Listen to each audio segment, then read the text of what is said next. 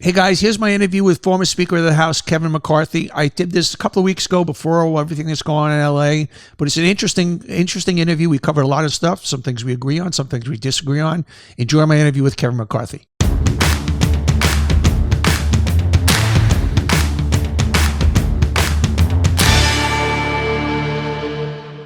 I'm thrilled with today's guest. Kevin McCarthy is the 55th Speaker of the House. Before that, he was a congressman in the 20th District out in California. He's been one of the most prominent political figures in recent times. Speaker McCarthy, thank you for being here. I really appreciate it. Thanks for having me on. I appreciate it. Let's talk first. I want to come from the other side of the aisle. You've been talking recently. I saw you on Fox talking about the Democrats and how lost they are, and I couldn't agree more. I was a lifelong Democrat. I'm an independent now. From the other side of the aisle. Give me your take on the state of the Democrats. I think the Democrats are lost, and there's a couple reasons why. And the Republicans have real problems too, because if you analyze the last election, the biggest winner is Trump. But if you think about this, 4 years prior when Biden won, no Republican incumbent lost and 13 Democrats lost. Okay. So now he wins the popular vote and they lose seats. And if you look at the Senate, for the last 70 races for the Senate in a presidential year, the state voted 69 out of 70 times exactly how they voted for president. They voted for Senate. Well, that being the case, the Republicans should have won Nevada, Arizona, Wisconsin, and Michigan. And what Trump has is unique coalition. And I'm not saying it's not like Obama, but it is in a manner. When Trump's on the ticket, he brings turnout. And Trump has done something to the Republican Party that people haven't quite figured out yet. In the past, Republicans only won when we had low turnout. We were the party of the higher educated, kind of principled, philosophical. So we had to have a lower turnout on off years to be able to win. Now we have transferred that, okay? The Democratic Party has come the higher income, the higher educated. That's the demographic divider right now is education. Yes. Right? Yeah. And where Trump has really expanded the base, Hispanic population, it's tremendous of how big a shift. This is a bigger shift than during Reagan, especially along the border. In districts that are 80% Hispanic, Trump has really shifted. Also, the youth has really always been a Democratic one, except under Reagan. This young population is more conservative than during the Reagan time. And I think they lost their way, and they fought for things that weren't principled because I think they got a little Trump syndrome, right? They ran against Biden, and they won. And they just kept doing that instead of running for issues. And where Trump was smart is he stuck to like three main issues: the border, economics, and I'm not Biden. And that just kind of sounded it out. Speaking of Biden, obviously explosive new book out about what I'm going to call a cover-up. There's no other words to use it.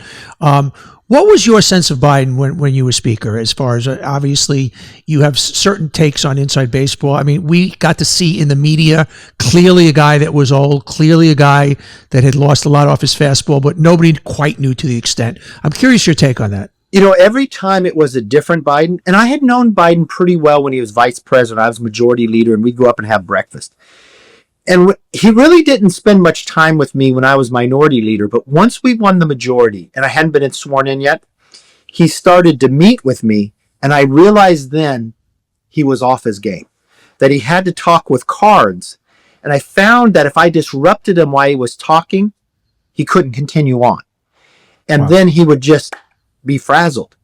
But that Wall Street Journal story that came out, I worked with him for 6 months, and I got criticized by a lot of people in the media, said I was lying. There was this one time, and every time I saw Biden, it was a different situation.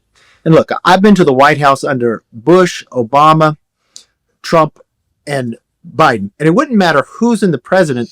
There's things that are happening in the White House, right? Yeah. But under Biden's, there was nobody there. And it was very calm, nothing much happening. I could tell when I was doing the debt ceiling, he couldn't use the bully pulpit on me. He wouldn't go out to the press. So it gave me a little advantage. This one time I went down there and he was out of it. and he took me on a tour down to the swimming pool. And I was like, oh my gosh, I got to help the White House get this guy back into the office. He took us from the Oval Office down to the dining room, and Jill was there, and he goes, you want to see the pool? And it wasn't a warm time. And I remember I was on the other side of the table with Jill, and she goes, no, they don't want to see the pool. And he takes us out this back glass door that I've never been out before, and down there and into the dressing rooms for no reason. And I knew then something's off here. And when I had to negotiate, like, let's say I could never negotiate with him. And what was interesting was each time I talked to him, he was either with it or he was down. Yeah. There was one time I was scheduled to talk to him. He was coming back from a G7 in Tokyo. And at the set time on the Air Force One, he had to talk to me. And they missed the time. So it was an hour later. And he was totally with it. He could tell me who he talked to at the G7. And then he says, come down and see me the next day. And I go to see him at the White House the next day. Totally a different man. Yeah. He started speaking real softly, telling me old stories, the same ones I've heard before, not productive at all. Do you think anybody could have beaten Trump? I mean, obviously Biden couldn't beat him. Kamala, I didn't think was a very good candidate. I was one of those people that was like, at the end, open it up for 6 weeks, have a Hunger Games, really see what happens there. Really let it play out. You'll own the media. But in hindsight, I don't know if anybody could have beaten Trump from the Democratic side this time. I don't think anyone would have beat Trump, but had they had a primary, the person would have done better. Yes. Kamala never would have been the nominee. And the first thing Kamala did, and this is a judgment I have on anyone who's running for president. I judge how you pick your VP because it says a lot how you're going to govern. Amen. Had she picked Shapiro, it could have been a different race. Would have been a different race. Pennsylvania, obviously, would have. It all came down to Pennsylvania. Yeah, it all was Pennsylvania. I was devastated. I mean, he was clearly the pick. I don't know if it would have changed anything, but to your point, it certainly would have been a closer horse race. You know the real challenge that the Democrats have? The demographic shift, especially to Electoral College. Like, after this next census, if the Democrats keep what they had, and if they would have won Michigan, if they would have won Wisconsin, and they would have won Pennsylvania, they still will lose in the next upcoming because the fundamental population shift from California, from Illinois and New York, Texas, Florida, these red states are going to have electoral college that no longer are you looking at those 7 swing states. They won't make up that big a difference. So I want to stay on the Democrats for a second. So let's have a spitball session here. What should the Democrats do at this point? If you were head of the DNC, I know that's not going to happen anytime soon. I'm curious from a guy from the other side. I want your perspective because I think they are so lost right now. And obviously I think what changes it is a transformational human. Everybody keeps saying issues. It's by the way, the Republicans were dead since Reagan, until Reagan showed up. The Democrats were dead until Clinton showed up. And exactly. We could go Obama and Trump. So do you see anybody on that side that can be that transformational figure? It's like putting your hand in a bucket of water and pulling out. There's a hole. It has to be filled. That person has to grow. Like we couldn't have picked that it was going to be Clinton or Obama, but they rose to the occasion. Right? Clinton had to have that moment in New Hampshire, not even winning it, but to say he was the comeback kid. Yeah. Remember, all the big names, Cuomo and everybody else, backed out because where Bush's numbers were. I look to the Shapiros and the others. Now, they may look fine on paper, but you have to earn it. You have to go out. And the thing Reagan didn't just win it, right? He had to campaign at it. And what he did for GE and others, he went out and he listened to people. And this is what's going to have to, if I gave advice to the Democrats, stop pre-picking who your nominee should be. Stop this trying to figure out how to talk to men. Don't let Washington pick your candidates anymore. In 2010, when we won the majority, I was the recruitment chair, and the first thing I did was I didn't let Washington pick anymore. I went and got on the road. And I remember going to Frog Jump, Tennessee, and meeting a guy named Stephen Fincher, who told me, Mr. Kevin, I've never run for office, and I've never been to Washington, D.C., but I always ask, I never try to talk somebody into running, but I ask them this one question: why do you want to run? Okay. And he told me what I believe summed up that year. I've watched the country change before my eyes, and I don't know how I tell my children, I do nothing. You got to have that fire in the belly. You got to have the passion. You got to know your why. And it's not a focus group that's going to tell you what to say. People read through that. Look, Yeah. you know Look, brands better than anybody else. Yeah, that's what Trump had. Trump was authentic. Love him or hate him, the guy, and that coming as a branding guy, that's rule number one. Authenticity. Yes. Authenticity. And you know the thing about Trump is we knew him 10 years before he ever ran. And we knew him as Donald or Trump. He was a strongman brand. And this is where all the pollsters would say, oh, quit being so mean. You're going to lose Hispanics. People love, that's what, it took the words on strength. The stronger candidates win. That's one thing he had. That's what drew the young people. That's what drew the Hispanics. That's what drew the young black men. Strength. We could talk all we want about anything. It was just, I want that guy in charge, and there's nobody in charge on the other side. And the tough part with Democrats is they wouldn't even argue with themselves. They push themselves so far. I mean, even men and women's sports. I mean, people know that's not, but no one could stand up to anybody because somehow you'd be wrong.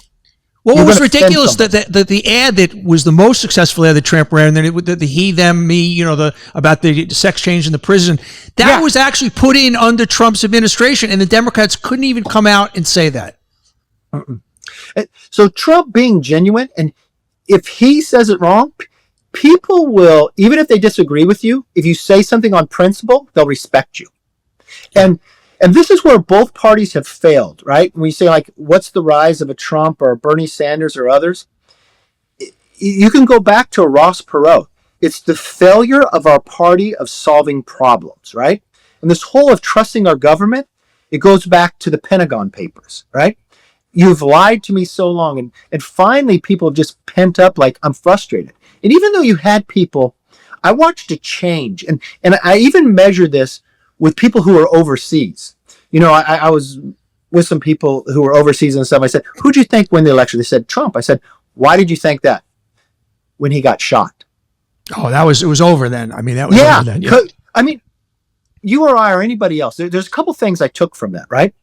We don't know how would we react in that situation, right? Would we run? Would we hide? He got up and he fought, right? That was it, yeah. The other thing that I tell this to other foreign leaders, never invade Pennsylvania. Tell me one person in that crowd who ran. Yeah. Nobody ran. And they were being shot too. They stood up. And, I hadn't thought about that. And Trump, even in his first election, he listened to the forgotten man, right? The people that people would ignore for too long. And that had built up. And it's interesting when you would talk to people, he would have certain people who support him that you wouldn't think ever would, but they had just had enough. Let's do a little scorecard on Trump so far. We're, I guess, 4 or 5 months into it. What's interesting, and no one was more critical of Donald Trump than myself, and I used to be friendly with him, and I was very outspoken. Yet, the core of a lot of things he's doing, I actually agree with. I just think there's an overreach. For instance, did we have to cut fat out of government? Absolutely. Don't do it with a sledgehammer. Would we have to get our arms around DEI? Absolutely. Do we have to get our arms around anti-Semitism? Just don't completely neuter Harvard. Take the bad stuff without the good stuff. Do we have to close the border? Yes. Don't take away habeas corpus. I mean, there always seems to be an overreach, but yet the core, and a lot of people would be shocked when you say this, essence of a lot of things he's doing, I don't disagree with. You know what? Even people in Europe, they'll sit back, they might get upset with it, but there's truth in what he says. Now, this is the difference. This is the second time in American history have we had a president who became president, left for 4 years, and came back. He is different than he was in the first term. And if you go and you serve 2 terms and you talk to those presidents afterwards, they'll tell you there's things they wanted to do, but you never have time to sit back and think, right? Or to change. He had 4 years to think about it. He has his Malcolm Gladwell, his 10,000 hours. He knows his why, and he knows he can't get elected again, right? He'll troll people and say it, because what happens is then he's not lame duck, and it drives you crazy. But this is where I would tell you this. In the very first term, he would try certain things, but he'd get stopped. So this time, and I agree with him. Look, if I sat down and I put it on paper, or I was doing a presentation, I'd say do it with a scalpel. But you've got to think of government, okay? We had the financial crisis, so everybody cut all their budgets except government. We plussed everything up. Then we had COVID. and then we plussed up. We never lowered that.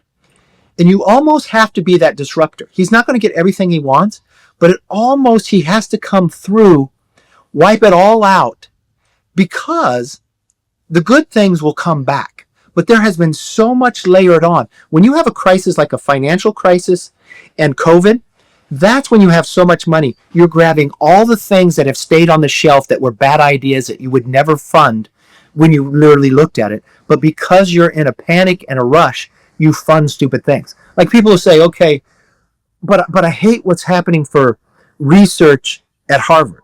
And I'd say, do you really think $9 billion is all going to research? Did you really think USAID was all going to help us? And it but got there so is, far, that's the point, though. That he did cut out a lot of stuff that's life saving. I mean, that's the same. We'll talk about the big beautiful bill. I mean, but it'll come back. But it'll come back, and what you'll have is like a clean slate, right? Because if you tried to go and cut and be surgical in this Congress, the margins are so tight, nothing would happen. Right. And I think he learned that in the first term, and he's not going to do it, right? And the thing you probably know about him very well, he prides himself on being a businessman. Mm-hmm. I believe this. When he says, look, he's a populist, but he has some principles in philosophy. The two principles that I've known his whole life, tariffs and pharmaceutical drugs cost too much, okay? Right. And he thought he gave too many waivers the first time in tariffs, and even the ones that he put in 10%, Biden kept them, so he feels more confident. When he says 10%, that's going to go into effect. Anytime it's higher, he wants to negotiate. And what he's doing is trying to set the bar for negotiations, set the table where he has a better advantage. And if you remember, he gets elected, not sworn in yet. He goes Mexico and Canada 25%, and he's talking about the border. Well, what happens? They do what he wants, secures the border, and they don't have those, right? He goes across the world when he's talking about reciprocal. That's actually a very fair argument. Why has America for the last 50 years allowed you in and you wouldn't allow us? If he just said be nice, it had to scare people to be at the table. Now, people have to understand him, what he's trying to do, which he just did the other night with EU. Woke up and said, I'm going to do 25% in 1 week, right? Well, what happened? The exact same thing he wanted to. They picked up the phone, they called him and said, we're going to come to the table now. Okay, great. I'll pause them. How do we feel about what's so much of the news going to the Qatari plane that was quote unquote gifted to him, to the dinner last week with $220 million of donations? There seems to be, the White House seems to be very much in the business of being in business. And a lot of people can handicap this and say, well, the presidency's for sale. He just pardoned a guy the mother had given him $1 million. So what's your take on that? Okay, what I would say on pardons, if you watched him before, he really feels, and it's compounded after the last 4 years, what happened to him about being persecuted. Mm-hmm. And if the Democrats want to know how did Trump become the nominee, they started prosecuting him. Oh, yeah. Sealed the deal overnight. I'd see the polling. And so he has a really soft spot. And if you ever, you know him, you met him. If you ask I knew him well. I mean, I did 4 seasons of The Apprentice. He did my old CNBC show 5 times. I lived in his building. Yeah. I knew him as well as anybody could know. I mean, he doesn't have any all his friends are like somebody through business or somebody through this. So I knew him as well as anybody knew him, you know. But if you asked him something personal, he'd do it. Yeah. He's just that way. If you ask him personally. Now, the airplane's fundamentally different. You think it's Boeing's fault? You're blaming Boeing on this one. Well, I'm not just blaming Boeing because, okay, I was there. I've been in Air Force One many times. Okay, it's a very old plane we ordered under Reagan. So we appropriated a new plane. He's coming in and he's always kept that model from his very first term. He's been really into this plane. You know, I personally thought I thought Biden was going to get this plane.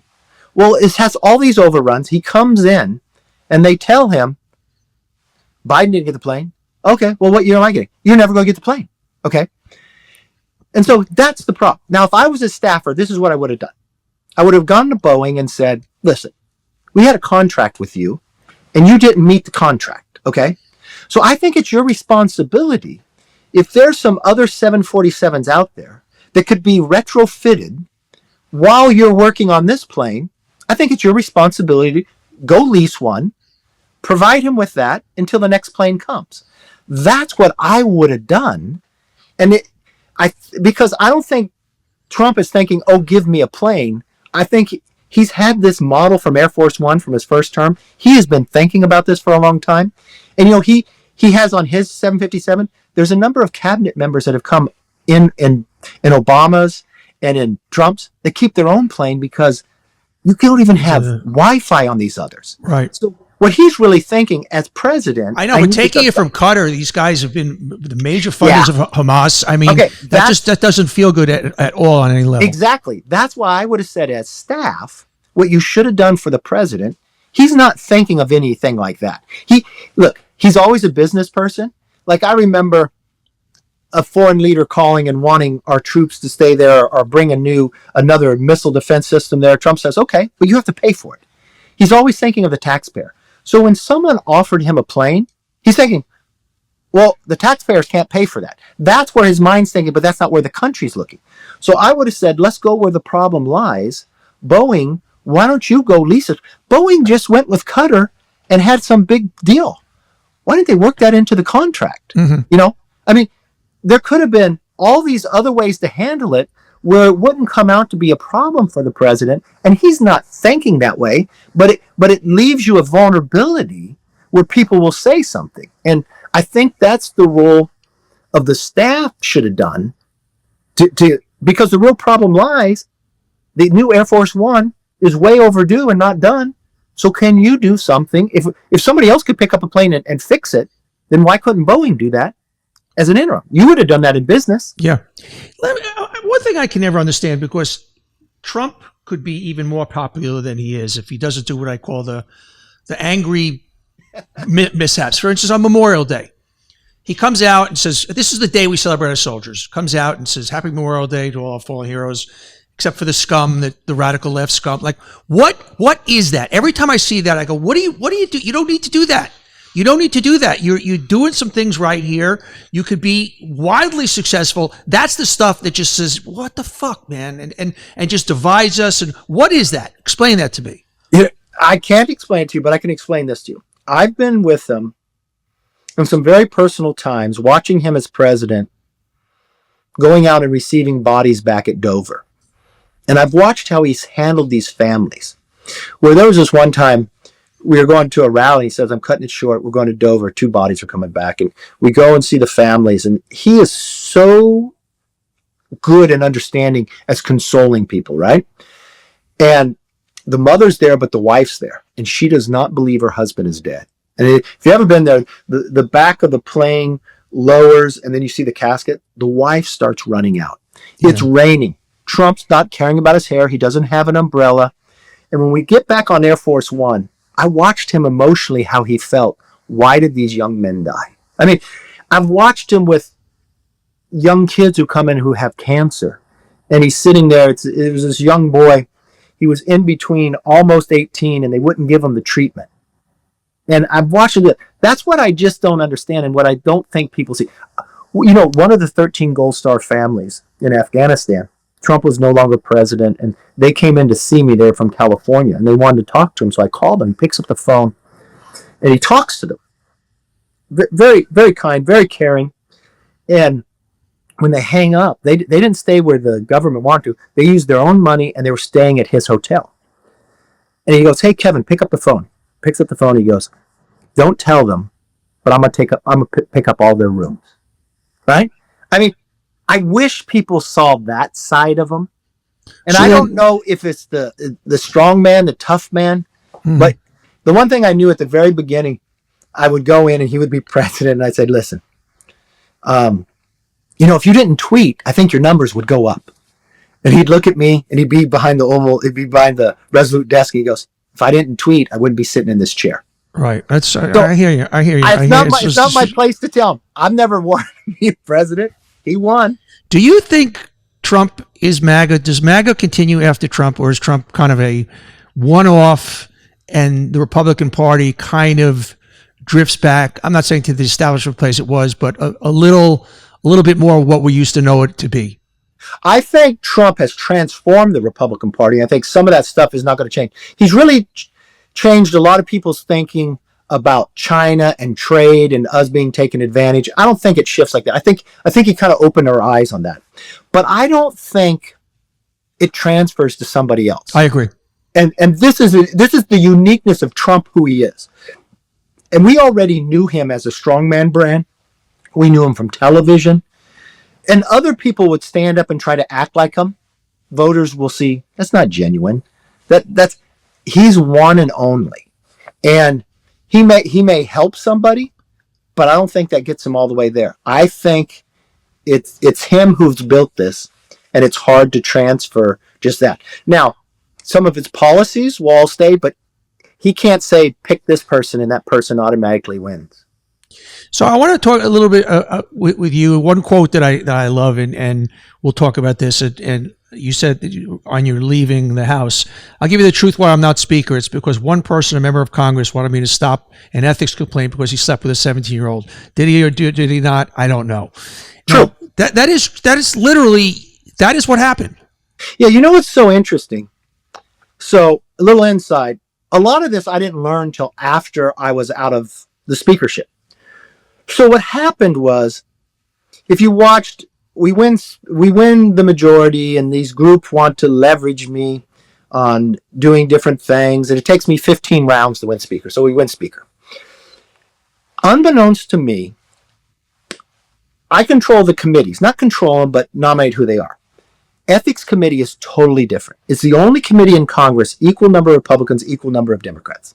I never once talk to the Democrat or Republican, tell them what to do. I don't know who hires, all that, because they can investigate me. Just not. Unbeknownst to me, in a Congress before, Matt Gaetz is starting being investigated about sleeping with a 17-year-old. So now I've learned a lot of this after I left. So what transpires is the feds come to ethics and say, stop your investigation right now until we're done. I don't know this, but this happens to everybody. Then once they're done, this investigation is still going on, and there were other things. So they start back up. But I don't know any of this is happening, okay? So I'm Speaker now. Things are going great. If you look, there is a quote from Matt Gaetz sometime May 23rd, I think it was. May something. From CNN, Manu, ask him, what grade would you give Kevin McCarthy as Speaker? He goes, I'd give him an A. Things are really going well. Well, unbeknownst to me, after I get out and I read this ethics report comes out, he gets a letter from the ethics asking to him to respond, which he thought this thing was gone. Well, a couple weeks later, we come in on a Monday, and a few of them shut down the floor. And I don't understand why. It's a nothing bill. So the next day I'm in my office, and I have this Dan Bishop in there. I said, what is going on with you guys? He goes, well, you started an investigation against Matt Gaetz. I go, what are you talking about? Yeah, there's an ethics investigation. I said, I have nothing to do with any investigation. I don't know how to start investigating. I have nothing to do with it. So I don't think anything of it, right? So it's going on. What I learned later in reading the report, they're asking him to respond to questions, okay? And he's refusing to even respond. Then he catches me one time on the floor, and he's hitting me about the ethics investigation. He goes, I'm not responding. I'm never going to respond because I can't get past the grand jury or whatever. I don't know what he's saying. I said, look, I have nothing to do. I don't know what you're talking about. My number one response to anybody who asks me, just answer the questions. If you got nothing to hide, ethics doesn't matter, right? Well, ethics gives him a delay. So then he starts pushing around a motion to vacate. All right. He submits the motion to vacate on like October 2nd or something. The exact same day he submits his answers finally to the ethics committee. He thought, because the Democrats always said they'd never vote for a motion to vacate. Nancy told me ahead of time, just give it to them because we don't believe in that. And they thought they would save me, and he thought they couldn't do it forever. Then he'd have leverage on me, and I would try to stop an investigation, which I was never going to do. The motion to vacate was, in hindsight, so absurd and ridiculous that one person could hold it up is stupid. Yeah, it's just that's why Boehner left, and then they protected Paul within there. Pelosi changed a little bit. It makes no sense. But look, I live by the sword, I die by the sword. But they wanted to come after me. He wanted to make the argument that he was going to do it because I kept government open. But we have 12 appropriation bills. I was passing them, but he stopped us from passing the appropriation bills. So I'd either have to shut the government down or keep it open. So I was going to lose either way because he was putting this argument up for the reason why he wanted to throw me out. Do you miss it? Look, I loved every day, good or bad. There is no greater privilege than to be able to serve. You know, I take the good and the bad. And listen, I got lucky, okay? Just being born an American. But all my family are Democrats. I grew up in a town of Bakersfield. I'm the youngest of my family. I get out of high school. My folks don't have wealth to send me to college, so I go to junior college. I'm flipping cars to pay my way through college. I stop off at a grocery store to cash a check because I'm going to visit my friends who are away at school. The day before the lottery started, I buy a lottery ticket and I win the lottery, right? The most you can win was $5,000. It's Friday night, you're 20 years old, you just won $5,000 in 1985, and you're going to stay 10 minutes from Tijuana for the weekend, right? I come back, I take my folks to dinner. Sign me up. Yeah, I take my folks to dinner, give my brother and sister each other. I take the majority of the rest of the money. I love to take risk. I put it into one stock, make 30% on my money in 6 weeks. So I go out at the break of the semester and I try to buy a franchise, but no one will sell me one because I'm only 20. I never give up. So I go open my own deli. 3 lessons I learned. First to work, last to leave, last to be paid. But the deli takes off. So now I have enough money to pay my way through college, and no one in my family had finished a 4-year degree yet. So I sell my business. I don't need money. I'm going to college. I read the local paper, be a summer intern in Washington, D.C. with my local congressman, right? I don't know the man, but I thought he'd be lucky to have me, so I apply. You know what he does? He turns me down. The end of the story is I then became and got elected to that congressional seat, became the 55th Speaker of the House. That's amazing. How great was that, right? It's a great story. One more current event, the big beautiful bill. Yes. Let me play the other side of it. 7 million people might lose Medicaid. The tax breaks for the rich. The people that Trump's people who voted for him end up on the other side of the coin. Give me the other argument. Okay. First of all, people aren't going to lose Medicaid, all right? So the question is work requirements. Is everybody on Medicaid going to have work requirements? No. It's able-bodied with no dependents, okay? So this isn't the first time doing this. Every Democrat voted for something similar to this for welfare just 2 years ago when I did the debt ceiling bill. But this first started back in 95 when they did welfare reform. Now, what did they find by that? People would say, oh, this is going to be really mean. You're going to kick people off. No, what happened was their life changes because having work requirements helped them go and find a job. Their income went up. They became more prosperous. Their families were better. So it's just this select few. And look, the debt is our greatest threat to this country. Because this is being done as what is called reconciliation, okay, that means no Democrat's going to vote for it. Look, we did the tax bill like this. The Democrats did Obamacare like this.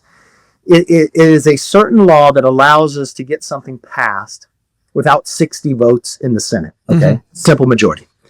So because you're going to have no Democrat, and you have this weird rule called the Byrd Rule, so you can't deal with discretionary funding. You can only do mandatory funding.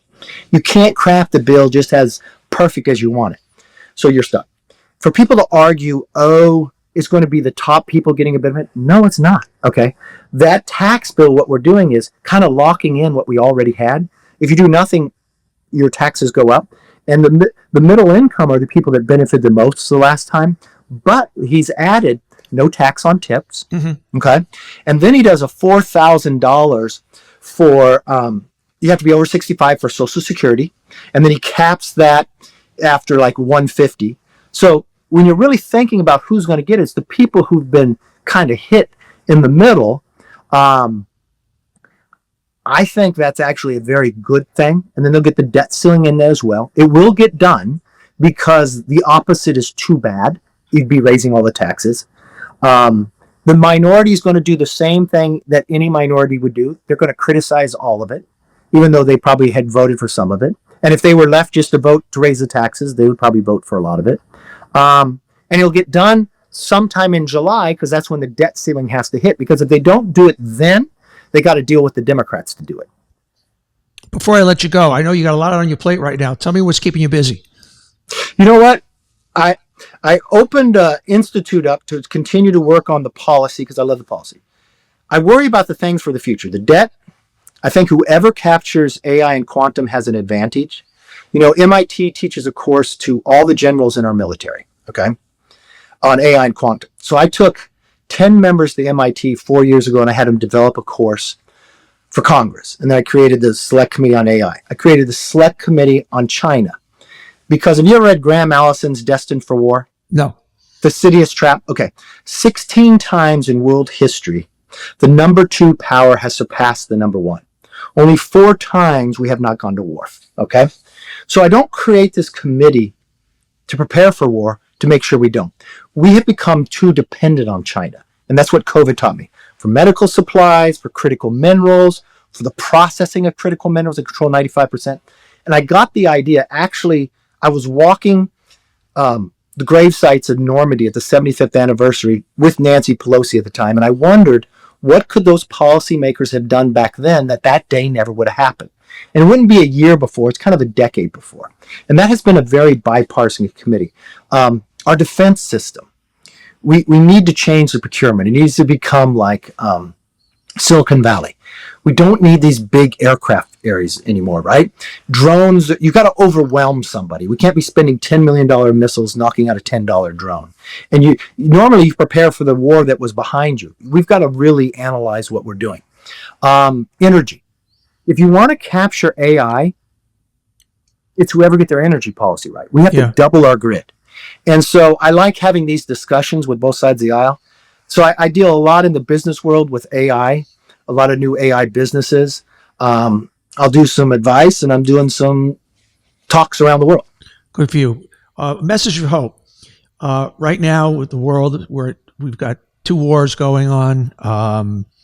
We've got an economy that many people think are going to be very, very shaky. We've got a very divided country. Give me the optimistic words that hope for the future. Okay, this is what I fundamentally believe. And the world looks dangerous. It looks like 1938. Yes, it does. But I look at this. I think America is finding their why. And the one thing you have to remember, I'll give you 2 quotes, right? I was just in London, and I was just speaking at this boarding school that Winston Churchill graduated from. Winston Churchill always said you could count on Americans to do what's right after they exhausted every other argument. Yes. But this is what you have to remember. America is more than a country. America is an idea. And that idea itself is what empowers people. And there's no other place in the world. If I went to France, I don't become French. Everybody becomes an American. And the moment you take that oath and become a citizen, the flag on the moon is your flag. George Washington was your first president.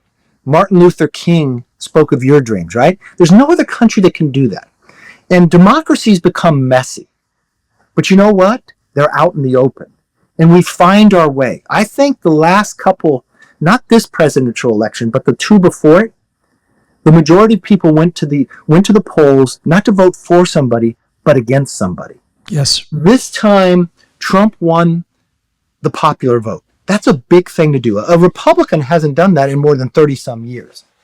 And I think we have a moment in time, and this is where I think Democrats are going to have an eye-opening, and Republicans are going to have to do this later, all right? After Trump departs, we're going to have to find ourselves a little right there. I think the idea with Biden, it is a little like Watergate. So I think the current leadership, no matter where you are, I think they're going to have a problem later. People are going to question it, right? And what that's going to happen is when you take this layer around, and they've been waiting around too long, right? The young people they won't let through, so they wonder why they don't do better. Yeah. There's going to be an opening.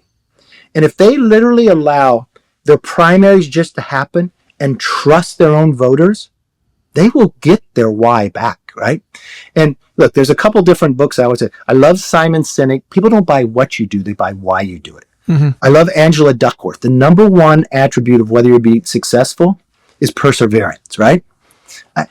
Look, people who get knocked down, the most interesting story in your life is how you got back up. Absolutely. I don't want all the others. We learn from failure. We don't learn from success. I'll tell you this one. Okay, it took me 15 rounds to become speaker, right? Yeah. So I'm invited to go later to the Knesset for Israel's 75th anniversary. Only one other speaker has spoken, so I go and I speak there. But I go to Jordan ahead of time, and I take a bipartisan group, and we see the king. We go to Israel. Then a group of us goes to Egypt, and then we go to Italy to see the Pope. When I walk in to see Assisi, you know the first thing he says to me? I watched all 15 rounds. Wow. When I walked in to see the Pope, he said he watched all 23. And what that tells you is what happens in America matters. And what Americans need to understand is they got to get past this, I'm opposed to something because somebody else said it. And you got to think about it. Let the power of the idea compete. But we got to learn to respect the other person's idea again. You mentioned 1938. I've been a very outspoken Jew on behalf of Israel and against anti-Semitism. Are you shocked at the wave of anti-Semitism post October 7th? Yes, but I'm shocked even before that. I remember going to France and watching people get killed because of that. But this is what I say about 1938. And look, I have a very strong opinion about Putin. I think if you look at history, and this is what you worry about, democracies aren't just perfect, okay? If you look at World War I, Hitler served in the German army, but he hated that his leadership signed the Treaty of Versailles. So what did he do? He ran for office in a democracy again and again and again till he took power. People forget 1933. Yeah. Long before this started, he won a democratic election. Yeah, but then he takes all the freedoms away, right? In 2 months. Then he takes the Rhineland. The world power says nothing because they thought they'd keep the communists at bay. Then he rebuilds his military, takes Austria. Then he creates an axis of evil with a country in Asia and Italy. All people want to expand their sphere of influence. Then he tells the rest of the world he's going to take all Czechoslovakia on a given day. So now the world power can't ignore him. So in comes Neville Chamberlain. Even Hitler's own generals tell him to knock it off. They could defeat us, right? Hitler sees weakness. He loves it being a narcissist. Elevates him to equal the world power, right? He signs a piece of paper. They say peace for our time. It lets him prepare more and invades it. Okay. You want to study Putin. Putin doesn't serve in the Soviet army, but he serves in the KGB. He hates that his leadership collapsed to the West. So much so, when Gorbachev died a couple years ago, he went and attended the funeral. But what did he do? The same thing Hitler did. He ran for office in a democracy. He becomes president. He respects the Constitution, serves only 2 terms, right? Becomes prime minister, puts his puppet Medved in. The whole world knows it's his puppet. Obama gets caught on a hot mic telling the president of Russia, hey, tell Putin I'll be more flexible after the next election, right? And what does he learn? He learns that a military makes you strong, but dependency makes you weak. He uses his KGB tactics to fund environmental groups in Europe for Europe to stop their production of energy and buy his natural gas, right? He has these old pipelines that go through. But when Ukraine switches power, he doesn't want to pay the dividend anymore. So he proposes a new pipeline, Nord Stream 2, that goes through no country, only through the ocean. And Merkel says, great, right? America's the only country to stand up to it. Then what does he do? He invades Georgia, Crimea, takes them, and the world powers really don't say much. The Olympics happen. He goes to China, a country in Asia, and he creates this new crink. China, Russia, Iran, and North Korea. The new axis. And then something else happens. COVID. Something like COVID only happens once a century. And when it happens, leaders in democracy lose elections. Not because she or he did something wrong. It's so life-changing. Yeah. But authoritarians stay in power and they usurp that vacuum, right? Tell me who the leader of Europe is today, right? Macron, no. Germany, no. I mean, you're all up in arms. So having Trump win and having known to do it before and having that strength and having gone to the Middle East, right? That's actually lowering the price of oil, putting more pressure on Putin. My fear is Putin has switched his entire economy to be a military economy, okay? So he doesn't really want to stop the war because it hurts his economy. Sure. And then the fear, and if he sees weakness, why doesn't he just go to another country because they're not prepared? And as you said, history proves one thing. Unanswered aggression breeds more aggression. It's that simple. Yep. Mr. Speaker, I really appreciate it. I so enjoyed our talk. Thank you so much. Thank you. Take care. Everybody, thanks for watching. If you like it, hit that subscribe button. And we love having you here watching On Brand. And just don't miss any future episodes. So don't forget to hit that subscribe button. We'll see you next time.